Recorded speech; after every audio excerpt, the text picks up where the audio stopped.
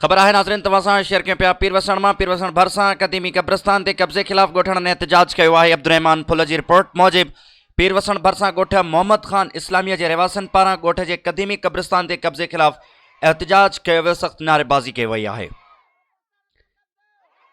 ॻोठ मोहम्मद ख़ान इस्लामी जे रहवासियुनि पारां ॻोठ जे क़दीमी क़ब्रिस्तान ते थियल कब्ज़े ख़िलाफ़ ॻोठ जे नेक मर्दनि मौलवी मुमताज़ इस्लामी,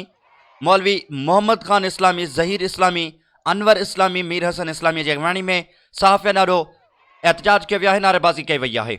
हुननि इल्ज़ाम हणंदे चयो आहे त बाअसर माण्हुनि हथियारबंद विहारे ॻोठ जे क़दीमी क़ब्रिस्तान जी ज़मीन ते ज़बरदस्ती हथियारनि बंदनि जे माण्हुनि जे ज़ोर ते कब्ज़ो करे छॾियो आहे ऐं असांखे संगीन नतीजा भोगण जूं धमकियूं ॾेई रहिया आहिनि, जॾहिं त मीरवाह पुलिस बि बाअसर माण्हुनि सां मामले ते ख़ामोश तमाशाई बणियल आहे। ताहिण बावजूदि पुलिस क़ब्रिस्तान तां कब्ज़ो ख़त्म नाहे कराए सघी बाअसर आइंदा लाइ फ़ौत थी वियल माण्हुनि खे दफ़नाइण खां बि मना करे छॾियो आहे। मुज़ाहिरीन DIG सखियर SSP खैरपुर खां मुतालबो कयो आहे त क़ब्रिस्तान जी ज़मीन तां कब्ज़ो ख़त्म कराए बाअसर माण्हुनि ख़िलाफ़ कार्रवाई कई वञे, ॿी सूरत में एहतजाज जो दाइरो वसी कयो वेंदो।